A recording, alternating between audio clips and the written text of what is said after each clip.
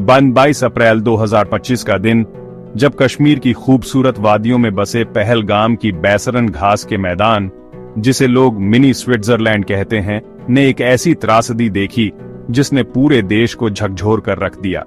यह कहानी है उस आतंकी हमले की जिसने 26 बेगुनाहों की जान ले ली और कई परिवारों को हमेशा के लिए तोड़ दिया। आइए इस भयावह घटना के हर पहलू को विस्तार से समझते हैं। पहलगाम जम्मू कश्मीर के अनंतनाग जिले में बसा एक पर्यटक स्थल जो अपनी प्राकृतिक सुंदरता के लिए विश्वविख्यात है। लिद्दर नदी के किनारे बसे इस शहर के पास बैसरन घास का मैदान घने देवदार के जंगलों से घिरा हुआ पर्यटकों के लिए स्वर्ग से कम नहीं। अप्रैल का महीना, जब पर्यटक सीजन अपने चरम पर था, हजारों लोग देश विदेश से इस खूबसूरती को देखने पहलगाम पहुंचे थे। बच्चे, परिवार, नवविवाहित जोड़े और बुजुर्ग सभी इस शांत वादी में सुकून की तलाश में थे। लेकिन उस दिन सुकून की जगह मौत ने दस्तक दी। 22 अप्रैल 2025 दोपहर करीब 2:30 बजे बैसरन के हरे भरे मैदान में पर्यटक पिकनिक मना रहे थे, घुड़सवारी कर रहे थे और तस्वीरें खींच रहे थे। तभी अचानक 6 से 7 हथियारबंद आतंकवादी सैन्य वर्दी में मैदान के चारों ओर से प्रकट हुए। उनके पास M4 कार्बाइन और AK-47 जैसे घातक हथियार थे। बिना किसी चेतावनी के उन्होंने अंधाधुंध गोलीबारी शुरू कर दी। हम अपने परिवार के साथ बैसरन में थे। मेरे पति मंजूनाथ और मैं बच्चे के साथ घास पर बैठे थे। अचानक गोलीबारी शुरू हुई। आतंकियों ने मेरे पति से उनकी धार्मिक पहचान पूछी। जब उन्होंने जवाब नहीं दिया तो आतंकी ने उनके सिर में गोली मार दी। मैं चीख रही थी, लेकिन उन्होंने मुझे छोड़ दिया और कहा, जा मोदी को ये खौफनाक मंजर बता। आतंकियों ने सुनियोजित तरीके से हिंदू पुरुषों को निशाना बनाया। प्रत्यक्षदर्शियों के अनुसार आतंकियों ने पीड़ितों से उनकी धार्मिक पहचान पूछी। एक मामले में मध्य प्रदेश के सुशील नथानियल, जो ईसाई थे, से कालमा पढ़ने को कहा गया। जब वे नहीं पढ़ सके तो उन्हें गोली मार दी गई। एक अन्य घटना में सूरत के शैलेश कालथिया की पत्नी ने बताया कि आतंकी उनके पति को गोली मारने के बाद हंस रहे थे।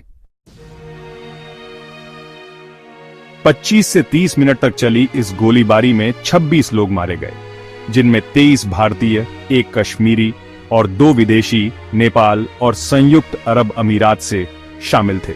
सभी मृतक पुरुष थे। 20 से अधिक लोग घायल हुए। मरने वालों में एक भारतीय नौसेना का लेफ्टिनेंट विनय नरवाल और भारतीय वायुसेना का कॉर्पोरल तागे हैल्यांग भी शामिल थे।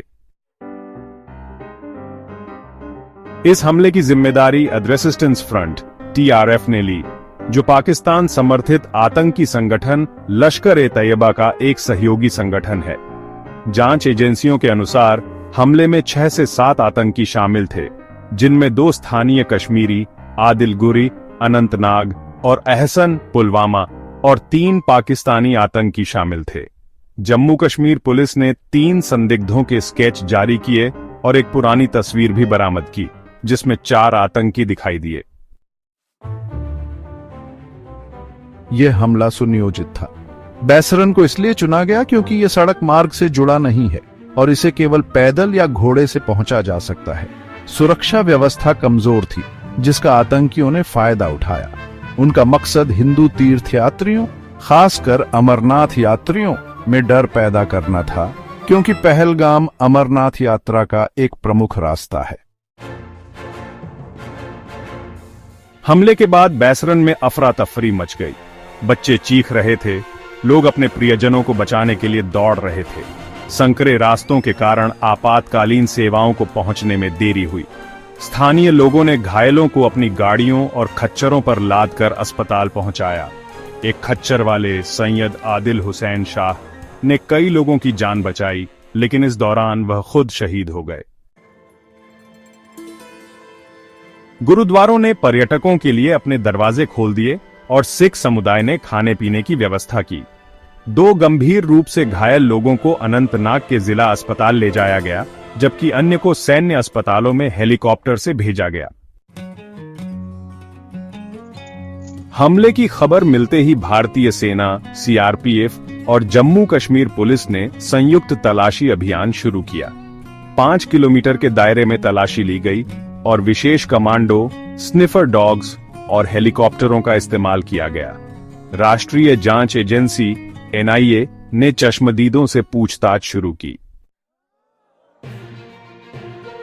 मैं बिहार की धरती से पूरी दुनिया को कहता हूं, भारत हर आतंकी को खोजेगा, ट्रैक करेगा और उन्हें सजा देगा। आतंकवाद को बख्शा नहीं जाएगा। प्रधानमंत्री ने सऊदी अरब का दौरा छोटा कर दिल्ली लौटकर सुरक्षा समीक्षा बैठक की। केंद्रीय गृह मंत्री अमित शाह ने श्रीनगर में मृतकों को श्रद्धांजलि दी और घायलों से मुलाकात की। भारत ने जवाबी कार्रवाई में कई कदम उठाए। इंदुस जल संधि को निलंबित कर दिया। पाकिस्तानी नागरिकों के लिए वीजा सेवाएं बंद की।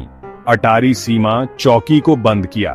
पाकिस्तान उच्चायोग के कर्मचारियों की संख्या 55 से घटाकर 30 की। हमले के बाद पूरे भारत में गुस्सा और दुख की लहर दौड़ गई। कश्मीर के श्रीनगर, पुलवामा, शोपियां और अनंतनाग में विरोध प्रदर्शन हुए। स्थानीय लोगों ने दुकानें बंद कर शोक जताया। मीरवाइज उमर फारूक ने श्रीनगर की जामा मस्जिद में पीड़ितों के लिए 1 मिनट का मौन रखा। यह हमला कश्मीरियत पर हमला है। हम आतंकवाद के खिलाफ हैं और पीड़ितों के साथ खड़े हैं। भारत के अन्य हिस्सों में पंजाब, उत्तर प्रदेश और दिल्ली में विरोध मार्च निकाले गए। लंदन और काठमांडू में भारतीय समुदाय ने पाकिस्तान के दूतावासों के बाहर प्रदर्शन किए। अंतर्राष्ट्रीय समुदाय ने भी हमले की निंदा की। सऊदी अरब, ब्रिटेन और फ्रांस ने भारत के प्रति एकजुटता दिखाई। फ्रांस इस दुख की घड़ी में भारत के साथ मजबूती से खड़ा है। इस हमले ने कई परिवारों को हमेशा के लिए बदल दिया। मृतकों में शामिल थे कौस्तुभ गणभोटे, पुणे के एक स्नैक्स व्यवसायी जो अपनी पत्नी के साथ छुट्टियां मनाने गए थे। मनीष रंजन, हैदराबाद में इंटेलिजेंस ब्यूरो के कर्मचारी जो अपने परिवार के साथ छुट्टी पर थे। सुदीप न्यूपाने, 27 वर्षीय नेपाली पर्यटक। मनीष रंजन के चाचा आलोक कुमार प्रियदर्शी का बयान, आलोक कुमार प्रियदर्शी, सभी आतंकियों को गोली मार देनी चाहिए, हमें न्याय चाहिए। हर पीड़ित की कहानी दिल दहला देने वाली थी। ये लोग खुशियां तलाशने गए थे लेकिन गम और आंसुओं के साथ लौटे। पहलगाम हमले ने एक बार फिर कश्मीर में सुरक्षा व्यवस्था पर सवाल उठाए। विपक्षी नेताओं ने इसे खुफिया विफलता करार दिया।